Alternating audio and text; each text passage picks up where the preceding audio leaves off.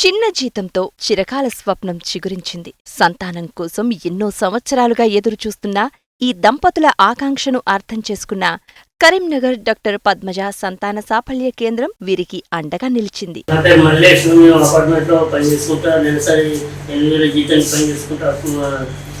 డబ్బులు జమ చేసుకొని ఇక్కడ మేడం దగ్గర చేసుకోవడం జరిగింది. ఇప్పుడు 9 నెలల మాకు మంచిగా అయింది. ఇప్పుడు బాగానే ఉంది. మేడం ఇప్పుడు చూస్తుంది మంచిగా. మేడం చాలా మంచిది. ఏం ట్రీట్మెంట్ తీసుకున్నారు? ఐవీఎఫ్ ట్రీట్మెంట్ తీసుకున్నారు. IVF treatment. వాచ్మెన్ పని చేసుకున్నారు పాపం పూర్. అయినా కూడా వాళ్ళు డబ్బులు కొన్ని జమ చేసుకొని పిల్లలు కావాలన్న ఆశతోటి వచ్చారు. 45 ఏళ్లలో కూడా తనకు ప్రెగ్నెన్సీ, ఇప్పుడు డెలివరీకి వెళ్తున్నాం. చూస్తావా చూడు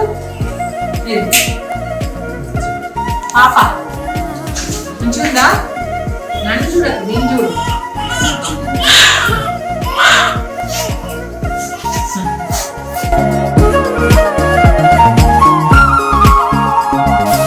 రోజురోజుకి వయసు పెరుగుతుంది. నమ్మకం సన్నగిల్లుతున్న సమయంలో నెలకి కొద్దిగా మనీ సేవ్ చేసుకుంటూ ఐవీఎఫ్ ట్రీట్మెంట్ చేయించుకుని పండంటి బిడ్డను కని వారు పిల్లలు కలగని నిరుత్సాహంగా ఉన్న దంపతులకు ఆదర్శంగా, స్ఫూర్తిగా నిలిచినందుకు పద్మజ ఫెర్టిలిటీ సెంటర్ ఈ జంటను ఎంతగానో అభినందించింది.